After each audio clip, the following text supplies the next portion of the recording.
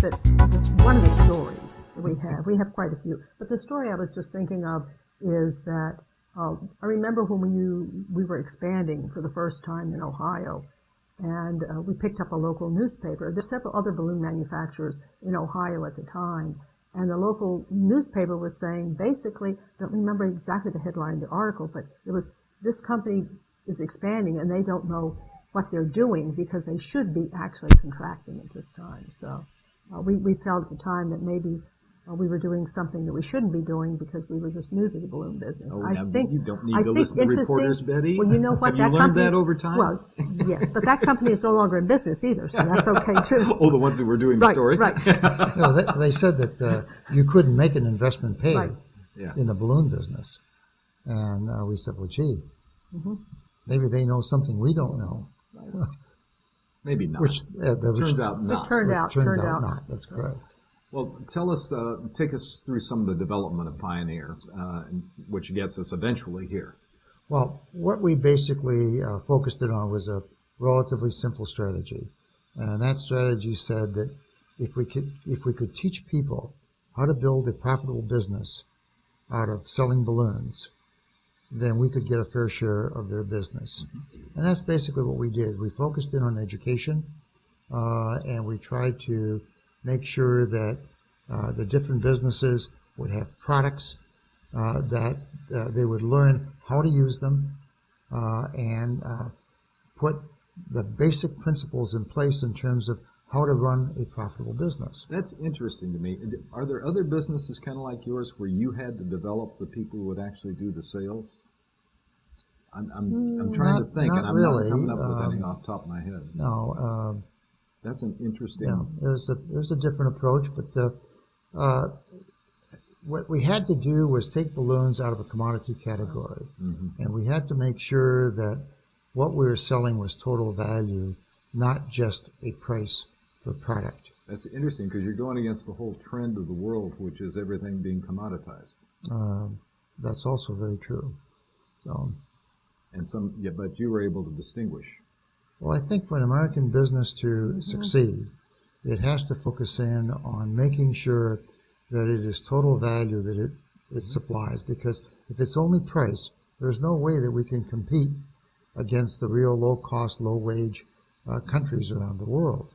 So you have to find a way that we can make sense out of whatever business system that we can put together. Okay.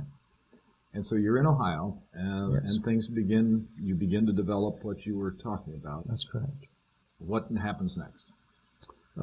We opened up a facility in Canada because at that time, that was before the free trade agreement, we were paying duty, sending balloons up into Canada. Okay. So this was for the Canadian market. That's correct. We started producing balloons in Canada for the Canadian market as well as to bring back in this direction. And as the business continued to grow, we added another facility in Dallas, Texas to manufacture product. Now, prior to that time, we also got into the metallic balloon business, or the so-called Mylar balloons, and we're also a major player in that category as well. And the two of them complement each other. Well, Now, he skipped over a few countries, but that's okay. I should say, you forgot California. You forgot the printing facility in California that we started and picked up on, and then eventually left. Well, I can't imagine why you'd leave California if you're a manufacturer.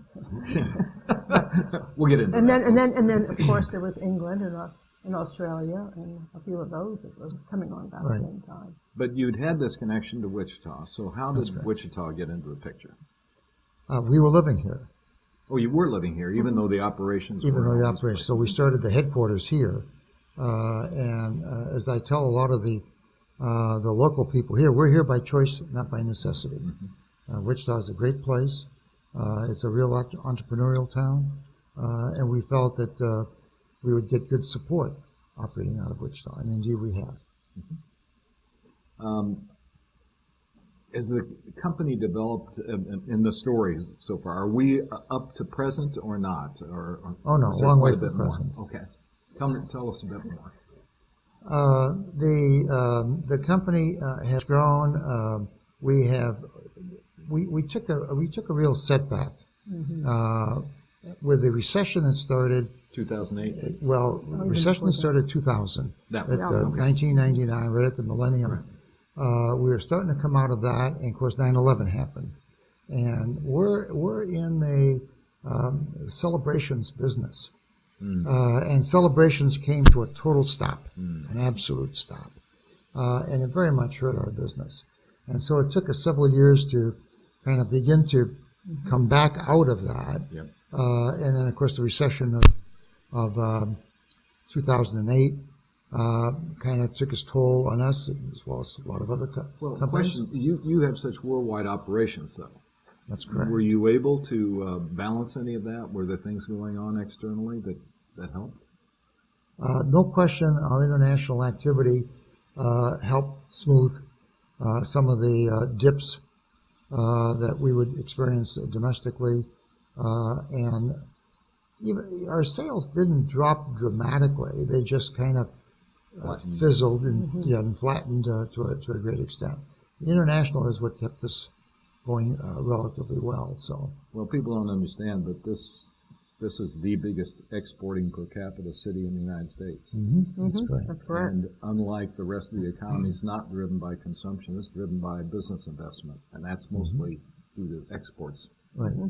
Exactly. So an unusual city in that respect. Very much so. We're going to come back in just a moment and talk about what's going on now and some of the challenges when we return on Wichita's Biz That Is.